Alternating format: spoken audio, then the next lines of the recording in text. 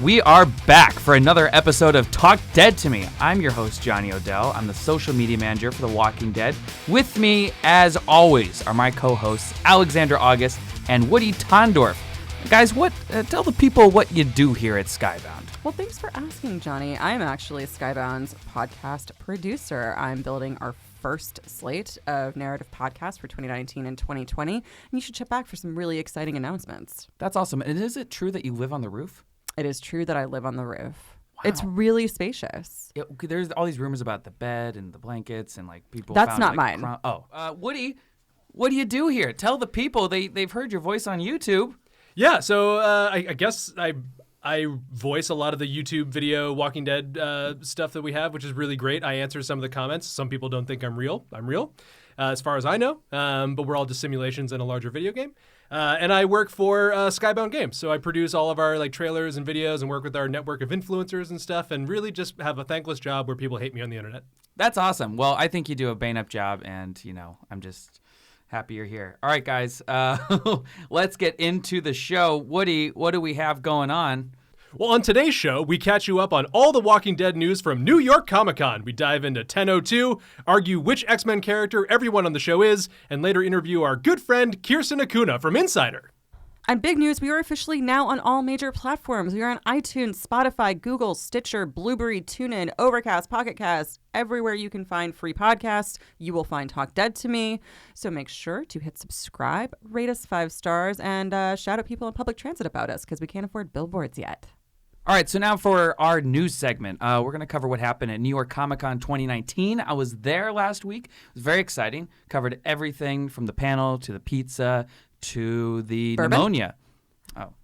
Oh, to the bourbon. There was an activation for bourbon. That's true. We have a Walking Dead whiskey, guys, that's out right now. It's called Spirits of the Apocalypse. Go get it. All right, so let's talk about news. One of the big pieces of news that at least I was excited about is the fact that the princess has been cast.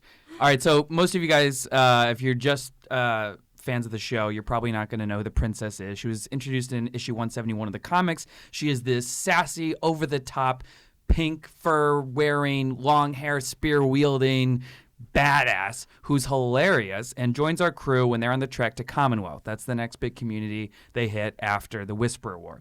We'll get into some of that later. But anyway, Princess is going to be played by Paula Lazaro. I hope I said that right. She is an awesome, awesome actress from what I've seen, and we can't wait to have her on the show.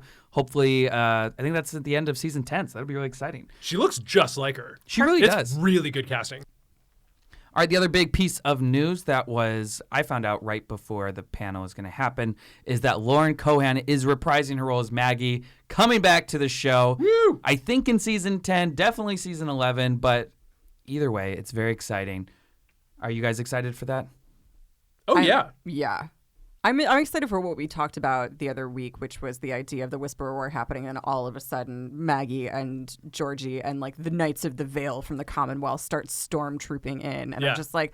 Yeah. I think I see it more as like a Gandalf and Helm's Deep type thing. But yeah, I'm so excited. We also finally got a trailer for the new Walking Dead series, which is untitled. We'll discuss possible names it could be. We would want it to be. But in it, we saw a really colorful world where these kids are living in essentially a pretty well-off community that looks like everyday society that just has zombies on the outside. It looks like a slightly trashy town in present day. Yeah. Yeah, right. Exactly. Kind of like Gotham. Well, like a rural Gotham. Yeah, like small town Gotham. Small town Gotham. I would watch that. You should pitch that to the CW. Small Town Gotham. I think Berlanti already pitched it. But the trailer looked awesome. Did you guys have any quick takes on the trailer? As somebody who is not a big ingester of youth-oriented content, I was actually really intrigued by this, and I thought it's been handled with a lot of maturity. It doesn't feel like teen Walking Dead, despite the fact that the main characters are of that age. It really feels like a very unique expression of what it would have been like to grow up in this world. And because the world has been so carefully laid down by Fear and The Walking Dead, it feels organic and very interesting. I don't think they could have done this before they did Fear the Walking Dead. If this had been the first spinoff, I don't think people would have received it very well. Yeah. You're probably right. Woody, any quick takes on the trailer? Yeah, I think it looks awesome. I'm really excited to see like a new to open up a new part of the map, essentially, of the Walking Dead verse. The thing I think is interesting is that in the Walking Dead, being a teenager is kind of a death sentence. Like, if you think about it, like the only people who survive in the Walking Dead are either like hyper violent, incredibly powerful little children, or it's like full on hardened adults. And in between, you have like the Henrys and Carls of the world who are just fucking fodder. So like, to have teens who are the stars, like, well, they've got to live through this season at least. So I think it'd be cool. Yeah, I think that's where it'll live or die too, is sort of like if the same kind of brutality that has existed in Fear and The Walking Dead will live in this show. Yeah. I'm very curious to see if it's going to be as just messed up as The Walking Dead can get, which is, why we love it.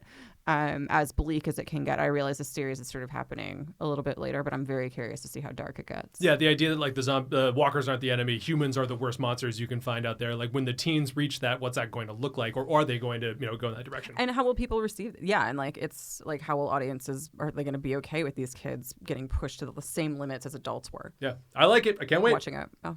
Perfect. All right, so that's all the news for New York Comic Con 2019. Now it is time to dive in to The Walking Dead, Season 10, Episode 2, We Are the End of the World. Very, I was hoping that this was going to be the musical episode because... We're the end of the world. Well, just because We Are the World, is such a big, song, and the remix, everyone hated it, and then now... it was the end of the world. I was hoping Beta would just start joining hands with Alpha and all the zombies, and they would all sway. But that didn't happen. So, Alexandra... Not a musical episode, but what did happen in this episode? Like, let's break it down. I actually really liked this episode. This was an Alpha only episode. This was a Whispers only episode, which was kind of interesting, and I kind of liked and didn't like, just because I like to know. I like updates on all areas.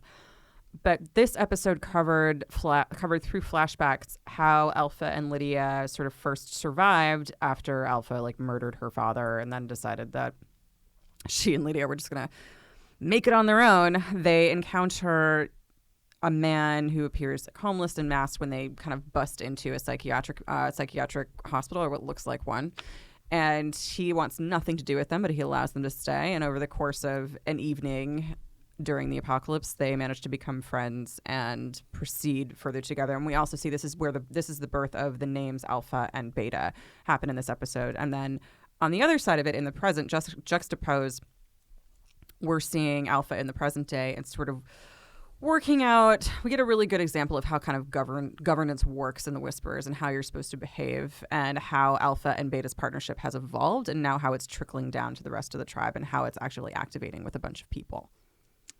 It's really interesting to see, like, you see the very beginnings of like the Whisperer philosophy, where like it's a very like homicidal chocolate and peanut butter coming together, where like at one point, like they break open a walker because they need to like smother the guts on them, and you almost imagine for half a second where they're like, this would be more efficient if we just wore the skins instead of having to like take out these guts all the times. Like the foundation of that whole ethos starts to become a thing, and you see how that comes around, where like Alpha's kind of the ideas person, and then when you get into like the practice of it, like Beta is very much operations and like keeps the whole like machine running. And they really are very spiritually attracted to each other when they meet. It takes a minute to get there, but they are definitely like, they're vibing hard. There's a lot of synergy there. Yeah.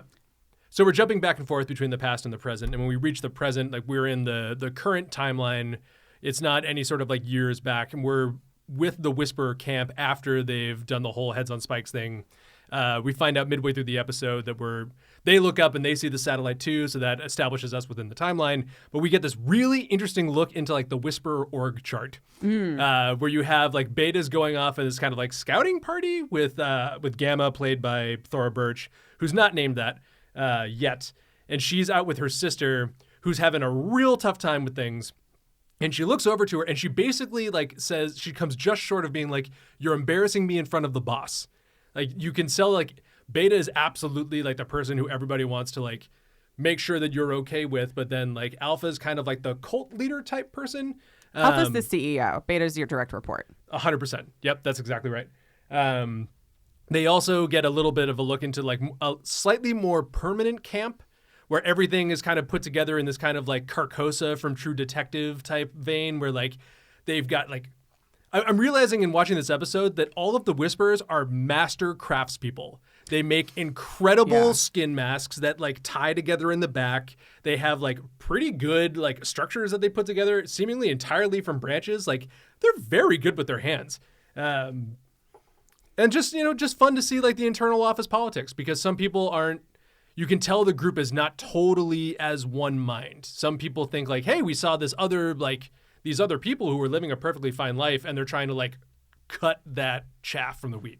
I'm curious what the bathroom situation is with the Whisperers. Outside. Holes and leaves.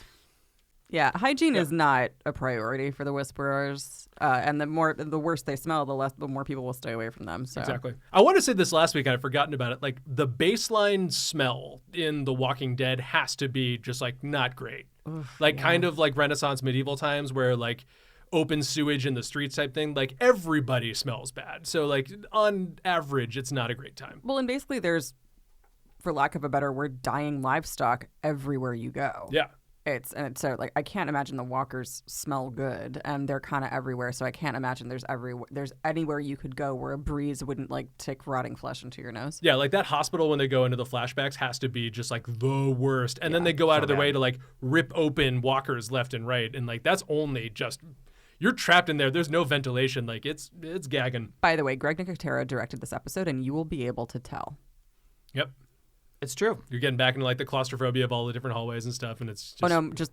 just more the sheer amount of like skin pulling and blood that we got to see in the first 5 minutes. Yeah, I forgot that like right off the bat we see this woman who has crashed her car, and you're like, oh, are we going to learn about this lady? And she gets killed instantly, and they take a big chunk out of her calf like in the first like 90 seconds.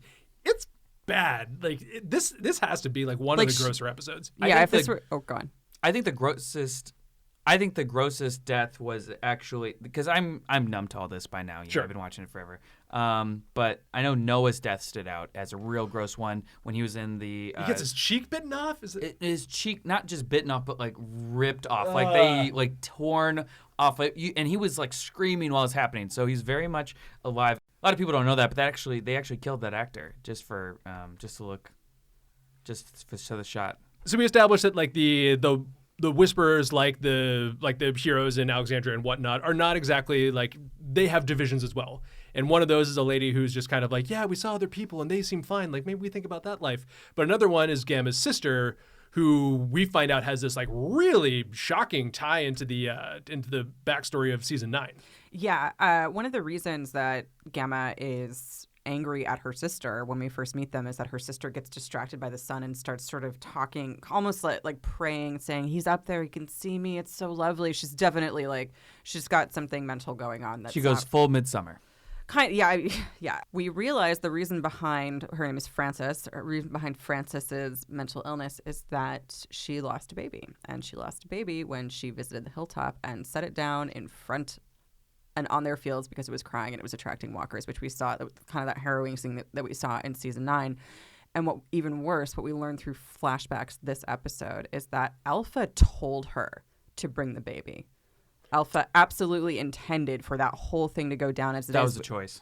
Well, and like in an episode that really focuses on Alpha wrestling with her own maternal feelings and her own maternal instincts and trying both to deal with them and also to kind of suppress them, it's just all the more twisted that she would have told Frances to bring this baby to the hilltop knowing full well that there was a chance and that she kind of hoped it would just so they could demonstrate their power and the lengths they're willing to go. Yeah. You don't have to worry about Earl giving up that baby, though, because Frances doesn't make it to the end of the episode. And Frances is also scary young. I don't want to get too deep into why that probably is. So it's not surprising when like she gets to this, like when she starts to have this mental breakdown and starts to really lose her shit. And interestingly, and this is part of the reason that like the episode is so twisted, like Frances loses her shit. Beta goes to Alpha and he's like, hey, this girl's losing her shit and she's driving a wedge in the group. Like, can I kill her, please? Yeah, like not only is Frances not doing her job, she's the one coming back and like talking about Hilltop and everybody else is like, Hilltop's great. And Beta's like, this is a clear problem. And then Alpha's like, oh no, I'll take care of this in my own way. And they go off into her like like inner sanctum Sacred type, like, hole? yeah, it was like a hut type thing, and you think like, oh, okay, like she puts her on her knees, you think she's gonna snap her neck, like they do a whole fake out type thing, and then she's just kind of like holding her to her like womb, like a cult leader, like mom type thing. It's very weird and distressing, and it just like keeps tying into this whole kind of like Alpha is this fucked up mother who one moment is like loving and nurturing, but at the same time like will immediately get rid of her own kid and like will admonish her for like ever going anywhere and will threaten her with violence and like will use people's own kids as like tactics to show people like don't mess with us. It was definitely a rebound daughter situation. She was definitely like, I miss this. I'm going to pretend for a second this is my daughter and I'm hugging her in this cave. Yeah. It was just really strange to see that kind of like moment of tenderness. And then Francis goes and repays that by trying to like jump on her back and murder her in the middle of like Walker her. I mean, that was Beta looks at her. That's the time to do it. I mean, yeah, it's good on Francis. Like she finds the moment and she's like, that definitely this will be the thing that takes her down. And That was so triumphant. All right, so going back to the flashback, we got to get a lot of good information, sort of, about Beta, specifically his backstory. Now, we didn't get a ton of backstory like people were thinking, like pre-apocalypse stuff, but we got hints of it. You didn't see like him on a male route or something. Yeah. So in the comics, we've mentioned this before, in the comics we find out later that Beta used to be a professional basketball player, not just any pro NBA player, like a celebrity, like on a Jordan or LeBron scales. Yeah. And we've said he's Dirk. So Dirk is basically in the Walking Dead comics. I'm kidding, but it's someone. But anyway, so they're not leaning towards that in this so much as we've seen. It's interesting because like right off the bat when you see him, he's wearing a mask the entire time. They go out of their way to not show his face, which like is just a choice for general like mysterious storytelling purposes. He never ever takes off his skin mask. But there is just like half a moment when Alpha raises his mask when they actually like get close and she looks at his face and she's not horrified. So like she's also not surprised. Right. So like she either I think that she recognizes his face, and that's partially why he does it, which you can go into, Johnny. But to me, like, I don't think that he's wearing it because, like, his face is fucked up. I think he's wearing it because he doesn't want people to recognize him. Okay. I think, I don't think she recognizes him on, like, a celebrity level. I think. Holy shit, that's Michael Jordan. No. Right. I think she just sees him as maybe not a monster. Maybe when she takes the mask off, he just looks like someone who's scared. And she gets that, and she's like, I can get this guy on my side. I can probably manipulate him a little bit and get him. We can start a fucking movement here. Sorry.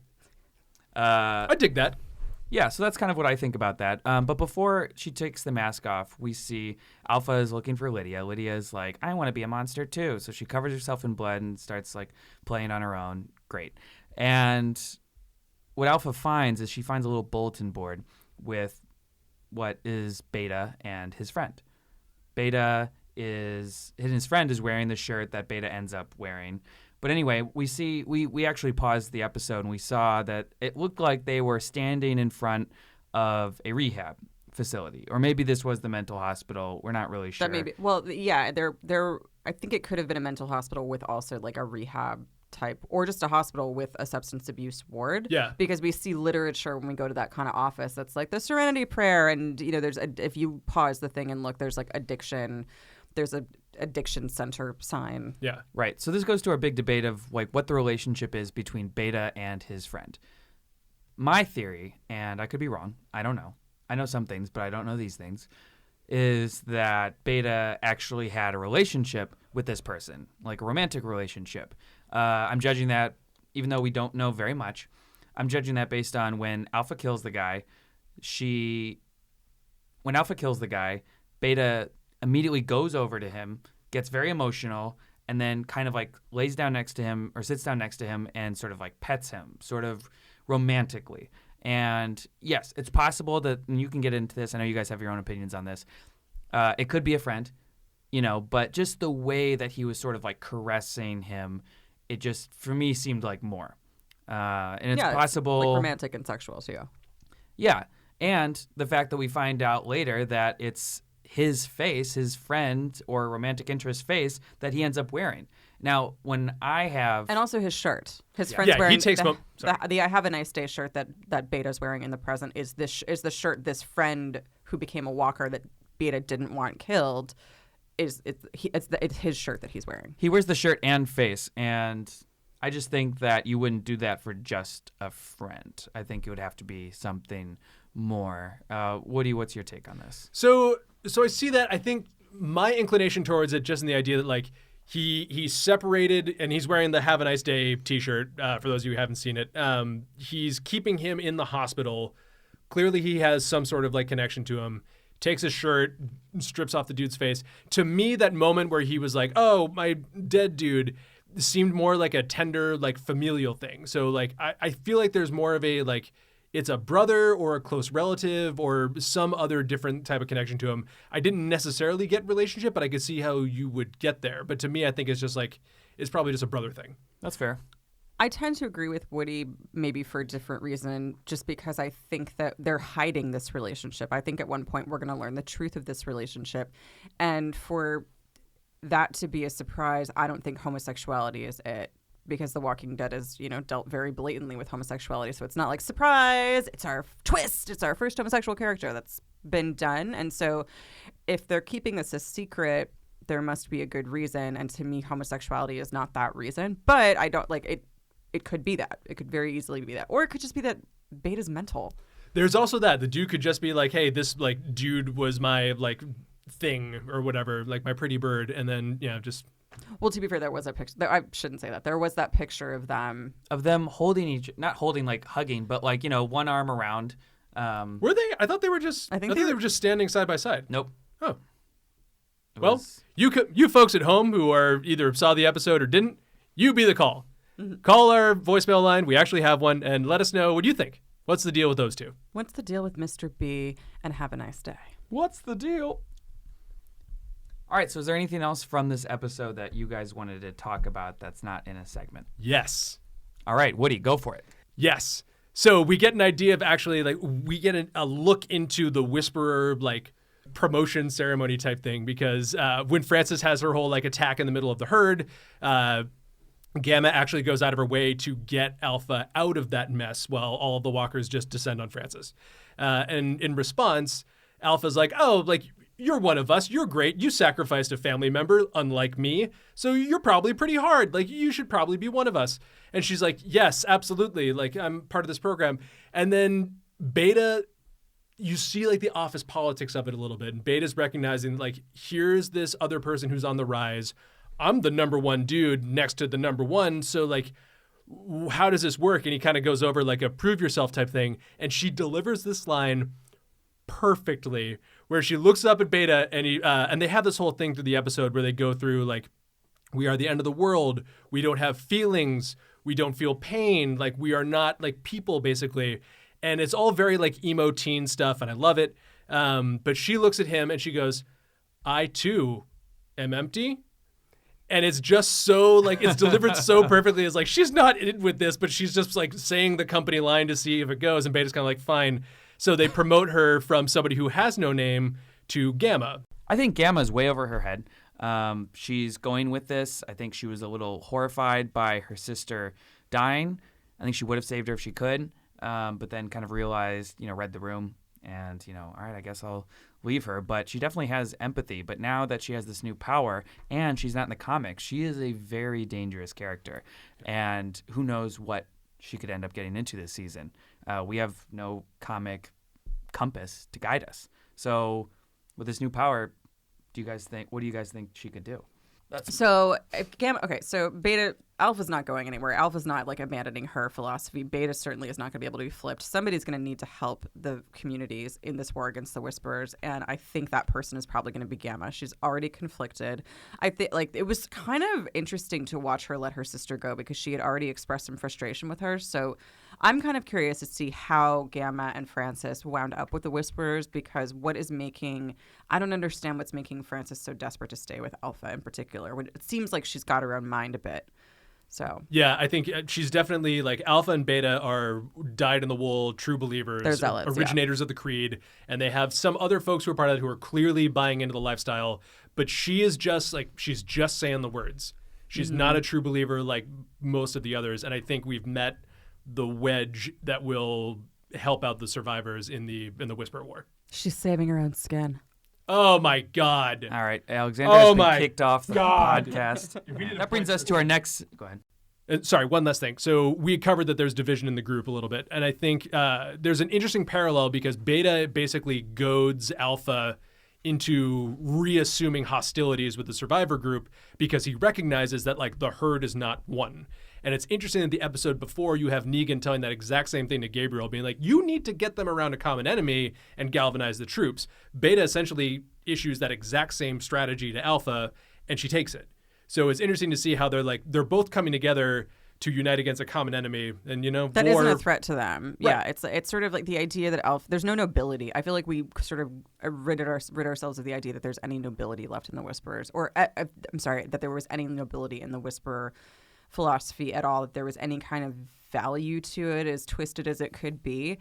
There isn't. Alpha gets embarrassed that she told everyone Lydia was dead when she's not, and Beta is a little embarrassed for her, and it's kind of weird. So she's like, "Oh no, we should she agrees to go along with this plan to escalate because she wants to save face and do this and rally these troops again after her own betrayal and basically shore up her own position. It's really reprehensible. At the same time, she's so fascinating to me because when she does have these kind of real moments of vulnerability and love.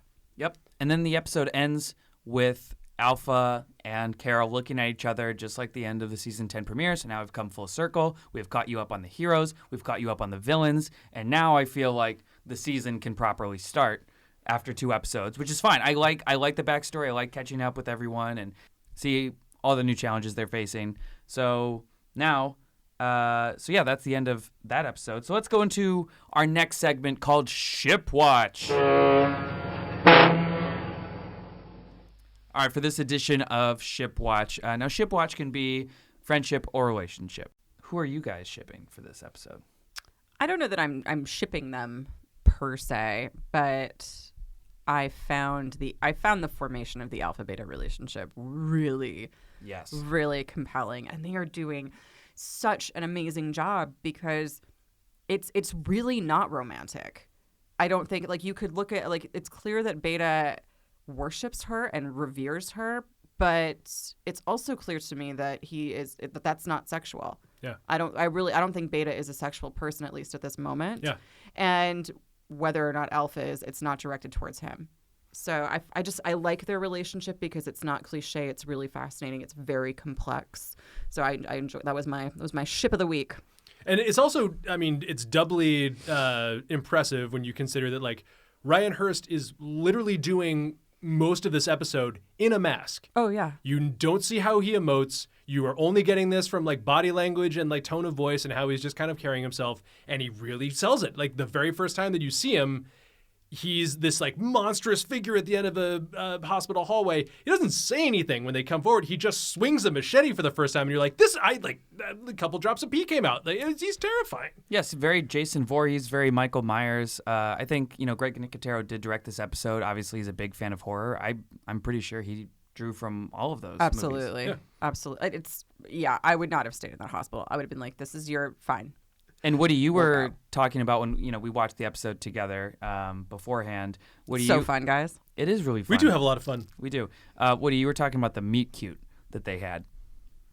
Oh shoot! Was the when they were killing walkers together and they're cutting them open? So what do you do? Come around here often? There's 2 moments that are so adorable and horrible at the same time, and as only The Walking Dead can do this. The first one is when they're in a hallway and they're fighting off a bunch of walkers. It looks like Alpha's going to get killed. Beta comes out of nowhere, saves her, and that's the beginning of well, what do I call you type thing. I think she calls him Big or Mr. Big, and he's like, I don't like that. She goes, I'll just call you Mr. B, and you just kind of see it. I wish his name was still Mr. B. Mr. B would be way better. He'd be more terrifying if he was just Mr. B. Mr. B is way more terrifying. That's a Resident Evil character. I would agree with that if my good friend Katie had not named her golden doodle Mr. B. Oh, that dog is terrifying. That's a still terrifying dog. Yeah, so that to the mail carrier. But to go back to they're elbow deep in these like walkers, and they have a moment of like, well, this is kind of nice, and they start to spout off this to go back to like The Walking Dead is now a teen dramedy. There's like they talk like two emo goth teens about how much they love death and feel nothing. And there's a better moment just a few minutes afterwards where Alpha catches Beta humming. And then Alpha joins in and starts doing a little like melody, which is sweet and whatever. And then Beta, of course, hears it and he's like, "Were you singing? Never sing." And the way that he like finishes it is saying, I forget exactly the words, but he's like, "I like to hear the song of the dead. I hope it never ends." And it was just perfect. Dude, the dialogue in this episode was pretty spectacular. Beta is probably the most extra character that's ever existed in The Walking Dead. He is committed. By the way, like, so one thing that I wanted to mention once that ticked my brain about the music, my like headcanon backstory for Beta is that he's not a basketball star. He's maybe just a famous country singer. Yeah. And this was like maybe he was in rehab and a member of his band was visiting him and the apocalypse broke out or something like that. That's the backstory that I'm working with. I don't know if I'm right, but it's has anyone thought that maybe the celebrity he is just Ryan Hurst? Like it's just so great. I mean, he looks just like him. Meta Beta. Like, I bet if you take off his mask, he looks just like Ryan Hurst. It's like Ocean's 12, where they're like, "Oh, you know who she kind of looks like?" Yeah, it's weird because like when Alpha and Negan would be like, "I love that dude." I love Sons of Anarchy. That show was the tits. It's weird because when Alpha takes off his mask, like in my head, I'm like, well, damn, I want to see it. And I'm like, wait, I know what it looks like. He looks like Ryan Hurst. He looks handsome. He looks just like Ryan Hurst. Yeah. He looks like Opie. All right. So this brings us on to our next segment, which doesn't have a name yet, but we're going to talk about the most important thing in the Walking Dead universe, which is which X-Men character is each character. We had a lot of big, lively discussions about this. We found 2 or 3. Actually, I think it was you, Woody. Was it you who compared Daryl to Logan? Yeah. So somebody on Twitter. How did we get kicked off? I was on Twitter, which, bad first step. Very bad. And somebody had posted the bit with Carol and Daryl where he tells her like, "Don't go. Just think about it. Otherwise, I got to punch holes in all of them boats." And I was like, that's a Wolverine line. Holy shit. Is Daryl Southern Wolverine? And then like, I sent that to our work chat and it just like lit us on fire with all of these ideas of like, okay, how would we cast The Walking Dead as X-Men? Well, and how perfectly it fits with Daryl. I mean, I would not be surprised to find out like from Robert Kirkman that he was partially inspired by Wolverine. It wouldn't surprise me. Totally. Like all of the things like the loner, the motorcycle, like all of his like I hate voice. Yeah, like I'm the best there is at what I do type thing, but I'm still part of all of these teams. Like he's Wolverine. A general lack of care for personal appearance. Absolutely. Yeah. All right, so we're going to post the full list of all the X-Men characters that relate to Walking Dead characters, but we are going to just go ahead and say our favorites. So for me, naturally, I thought that Negan is Deadpool. And 100%. So perfect. For a second I was like, who is Negan? But it just makes sense. I feel like he's kind of a fourth wall breaker. He doesn't look directly into camera, but he is commenting on all the ridiculous shit happening around him. And I think, he's a warrior, he's tough, but also really funny. He doesn't take himself too seriously. It's sass, man. They have twin sass. I know. So Negan is Deadpool confirmed. Yeah, that was absolutely your best one. That was Thank you so perfect. much. Oh my gosh, yeah. When we when that, because we were all sitting there thinking like, I could see like all of our little dots in the chat like pulling up, and I was like, God, who is Negan? Like, why can't I? And then boom, Deadpool, and it was just magic. Yeah, I laughed out loud and disturbed a coworker. Well, I think you and I at the same time, Johnny, went Rosita as Jubilee. That was weird to see. Weird. That was weird. That wasn't even like a one person post and then the other one does it like a minute later, being like, oh shoot, I just saw that. It was like boom, boom. And Johnny and I do sit next to each other at work, but we were not talking. We were talking via chat, even though we were 2 feet away. So we weren't discussing this as we were typing it. So trust me, it was weird. It was amazing and perfect. It was perfect. My favorite one, though, that I'm really possessive over is Carol as Magneto, which has caused some debate on Twitter already. But I'm really sticking with it because I think one of the most prominent characteristics of those 2 characters is the fact that they are both pretty morally ambiguous compared to everybody around them. Or I guess not morally ambiguous. They have these pretty divisive values. Carol is willing to make some very, very tough sacrifices without looking for a solution that can kind of save everybody, which, lands her in hot water in a couple of different times. And Magneto is pretty committed to mutant lives over human lives, kind of at any cost. And so just those twin viewpoints on the world, that sort of level of self-preservation and anger at that, and also the level of viciousness is the same. I feel like if Carol could move metal, things would be different. Let's just say that. That satellite would have fallen in a completely different place. Oh, yeah. It's true. Yeah. On top of Alpha. Yeah, absolutely. We actually put a poll out on Twitter, and Derek, who is Derek, who is at TWDE Castro, he has TWD in his name, so you know he's an expert. He says probably Magneto because she's had loss after loss after loss. So, but there's a lot of other people who have a lot of other takes. Woody, what is your favorite? Of all of them, because just real quickly, I do agree with the Carol Magneto one, because that's a lot of the thing is, like, if you look at it from the other side, is that person a hero or villain? And I think anybody who crosses Carol absolutely sees her as an uncompromising, like, force of nature villain who slaughters everything in her path. And I think that's how a lot of people see Magneto. I personally think she is more Jean Grey. She can be nice, unassuming, but then at the drop of a hat when she needs to, she can go full Phoenix, like she did with Terminus, like she did with the Wolves in Alexandria, like she did with the Saviors in season 7 and 6 and 8. She really goes ham. She goes in on it. Don't fuck with Carol. Which is why Alpha should be shitting herself. Yeah, should be. No one's told Alpha about Carol. And nobody. I also too. Jadis' Emma Frost was another one that I was just like, oh, that's a good one. I feel that in my soul. Like that's that. real. Yes, and we also went just a few quick ones. Michonne as Storm. I think we all agree on that one. We said Alpha was Mystique because she can disguise herself and she's very manipulative, so that makes sense. Professor X might be Father Gabriel. It's not, nobody was a great Professor X. It's not 100% for any of these, really. Kitty Pryde, maybe Judith, maybe Lydia. I like Lydia for Rogue. Lydia for Rogue is perfect. Yes. Yeah. Family kicked her out. Yeah. Lydia's Rogue. She's very Rogue. All right, so that ends our segment for which X-Men character is which Walking Dead character. This is the only quality content you can't get anywhere else, guys. We're going to put the full list on Twitter, so go to @TheWalkingDead on Twitter, Instagram, all that stuff. Follow us. Yeah, give us your opinions. But none of your guff. We want opinions, not guff. This is a guff-free zone. 0% guff. Don't even bring that weak guff up in here. Guff We're going to man. get cases upon cases of guff. Guff beer. Guff beer. Guff man, can't breathe.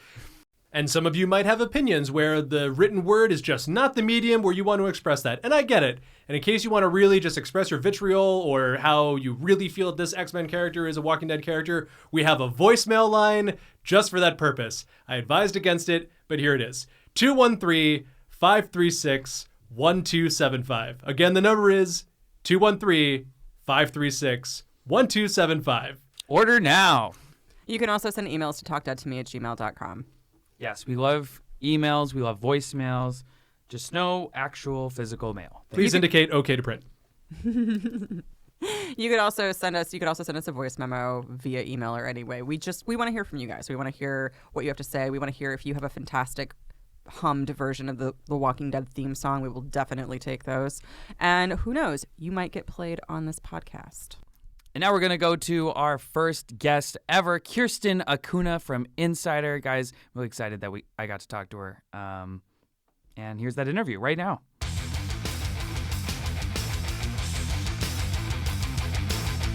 All right, and everybody, welcome in our first ever guest to Talk Dead to Me from Insider, Kirsten Acuna. Kirsten, how you doing? Thanks so much for having me, Johnny. I'm so excited to be here. Yeah.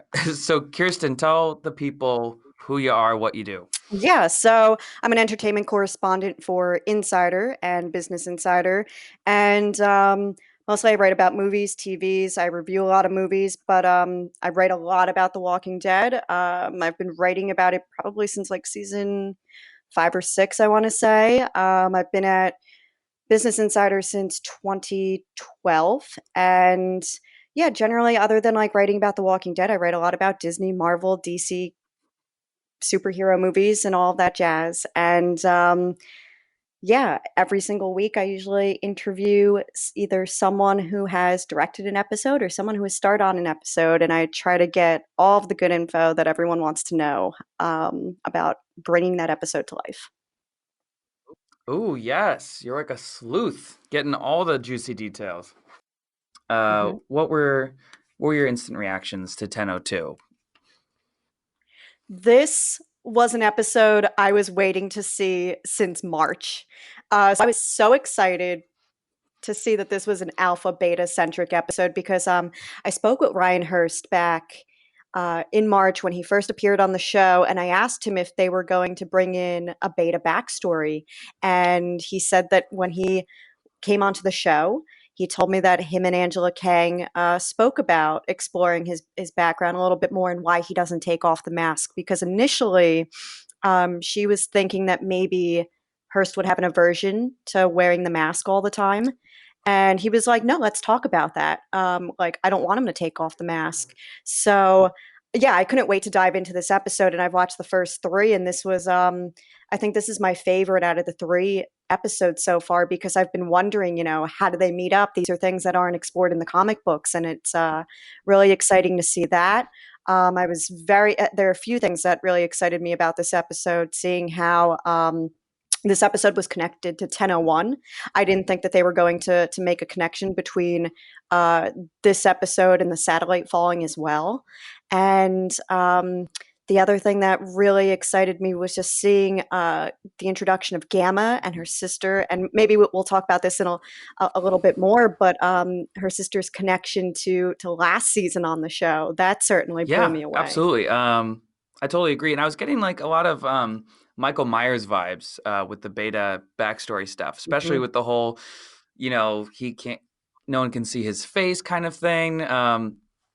But yeah, I also liked how it tied into the first episode as well. And how do you, go ahead. I was going to say, well, in addition to the whole Mike Myers feel, I actually was getting kind of this weird Beauty and the Beast vibe. And I don't know if you got that at all, but it's, oh, interesting. So when Alpha and Lydia show up, right, he kind of tells her, like, you stay over here and don't come over to my wing. And if you're familiar with Beauty and the Beast at all, he tells Belle, like, never visit the West Wing.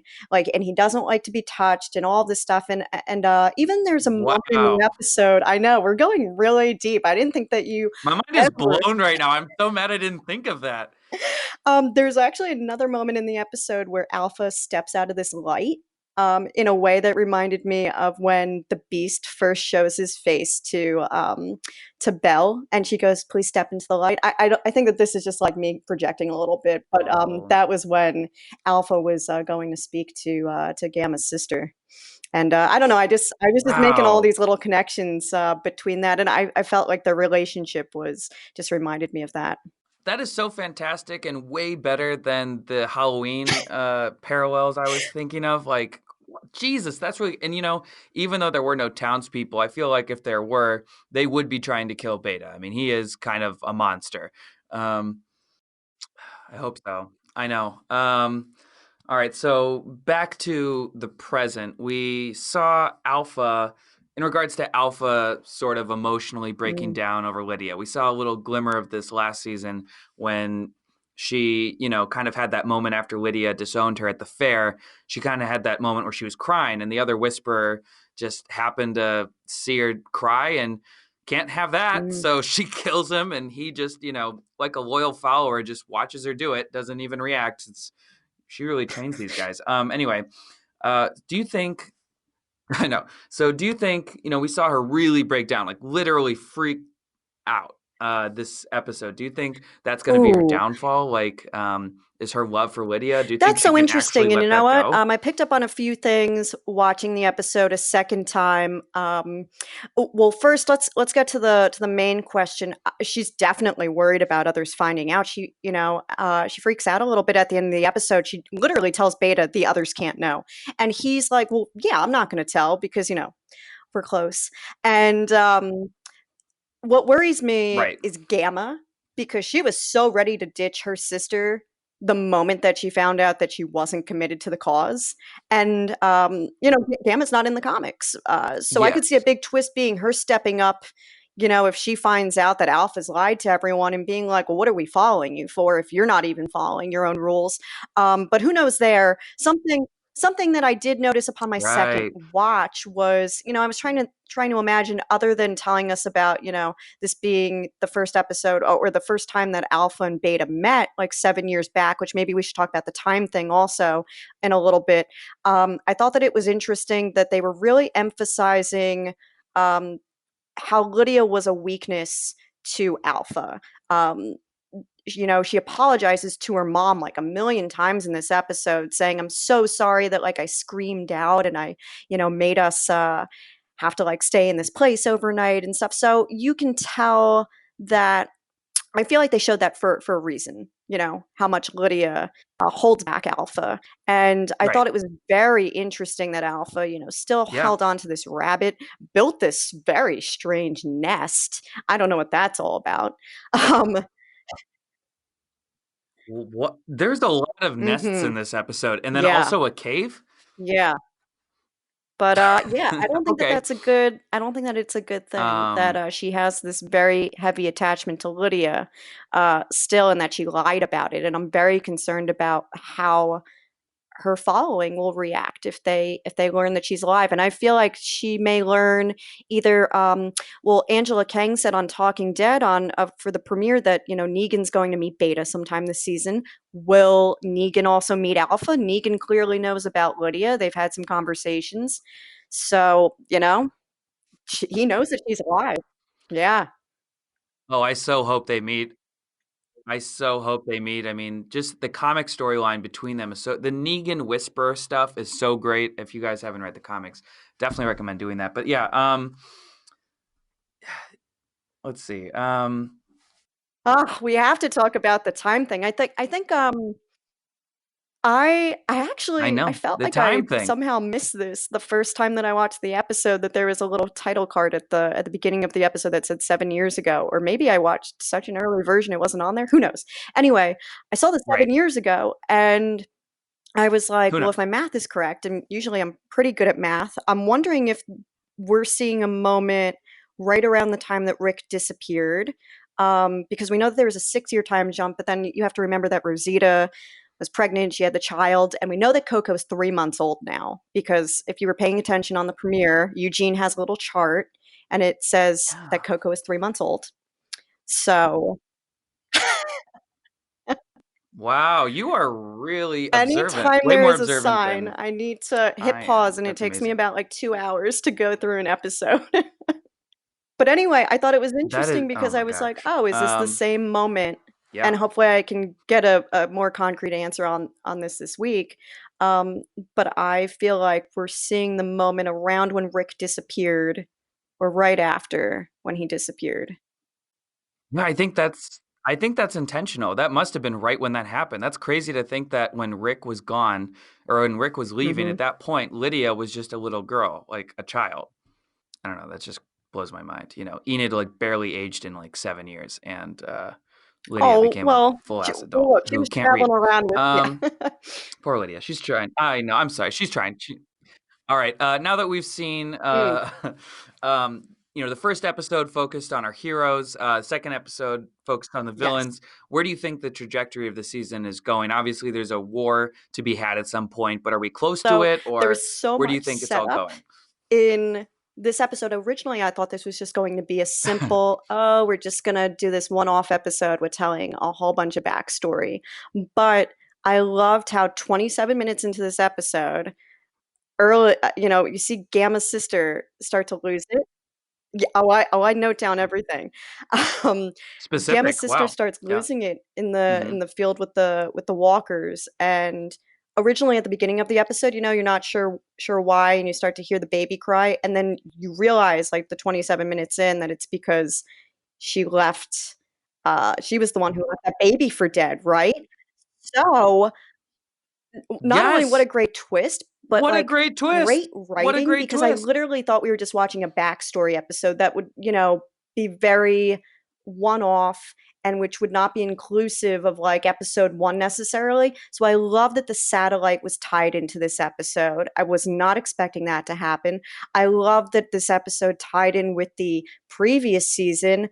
Um, yeah, it was just I think that it shows that they're really thinking about laying some seeds and some hints that you maybe, you may not catch the first time around, but things that are going to be very important for later on. So yeah, I certainly think that we're leading up to. I mean, I'd hope to see by the 8th episode of the season Right. some Whisper War action. I think that things are moving quickly, and I think that people will see that as we move into the next episode. So yeah. I completely agree. Really quick on Beta's backstory in the comics, we find out after he's killed, spoiler alert, by Aaron and Jesus, they unmask him finally, and turns out he was a professional basketball player / celebrity this whole time. I'm thinking it was Larry Bird or Dirk. I'm not really sure which one it was. But they're not going for that this episode. But what they did show is Alpha did briefly unmask him and then seemed to kind of show some kind of acceptance, like maybe he looked really hurt. I don't know. do How not did you think he's a interpret that scene? professional Like, I'm basketball guessing player. he's not a professional No, I think basketball that Ryan Hurst really had some sort of vision that he wanted to explore because he was so adamant about wearing the mask the entire time.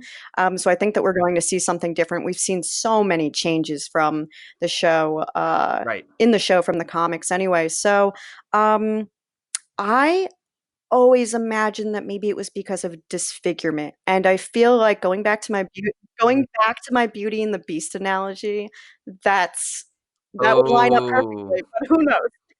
oh my God, you're blowing my mind again.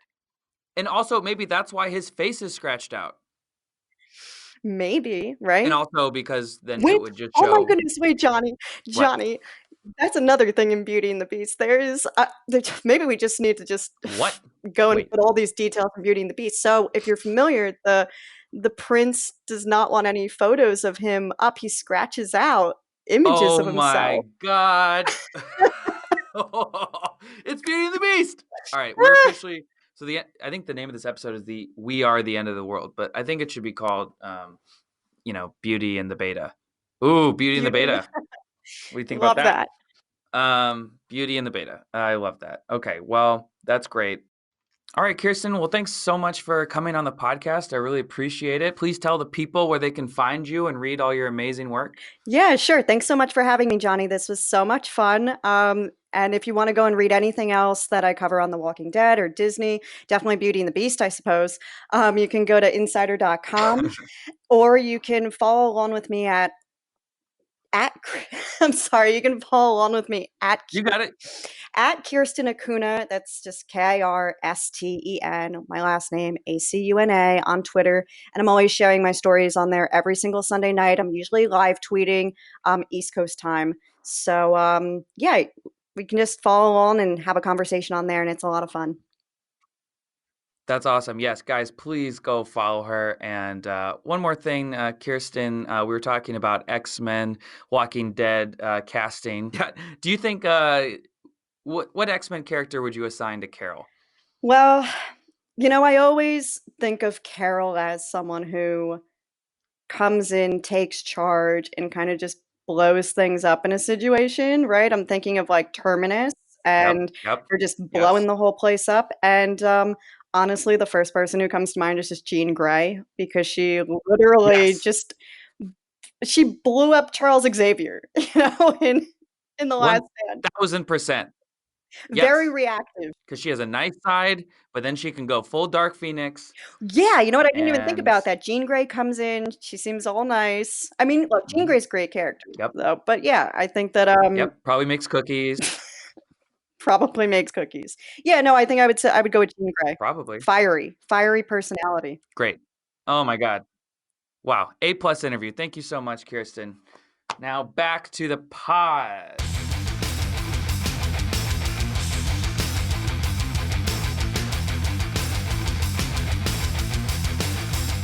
All right, and that was the interview with Kirsten Acuna. I really like her. I really liked that. That was incredibly informative and really cool. Woody, what did you? Thank you, Kirsten. Thank you, Kirsten. Guys, what did you think of her Beauty and the Beast take? That this was more of Beauty and the Beast than it was like Halloween or Friday the 13th. I thought that was great. I really love the idea though of like scalpels and other like hospital tools like kind of coming out of the woodwork like an MRI machine. Be our guest. Yes, be our guest. Stay forever. We wrote in the walls. All right, and that wraps up this episode of Talk Dead to Me. Thank you guys so much for listening in and chatting with us, please use our voicemail line. Please email us. Please rate and review us on Spotify, iTunes, Stitcher, all those platforms we mentioned at the top of the show. And yell at random strangers to let them know the show is good. Maybe don't do that. On the bus stop, on the subway, you're stuck in traffic, just yell at people, talk dead to me! And then follow it with, my name is Johnny Odell. Wait, don't do that. Definitely do that. Absolutely not. You should probably do that. Thank you guys so much for listening. We really appreciate it. I take most of you for granted. We'll do. That's good. Yeah, I think that's Did you want to good. do any riffing at the end where we like, What would you call the end of that? We never actually had a formal Okay, goodbye. we can just do that. really We can big. do that. Yeah. That's fine. That's fine. That's good. I'm probably going to use this. Great. Son of a bitch.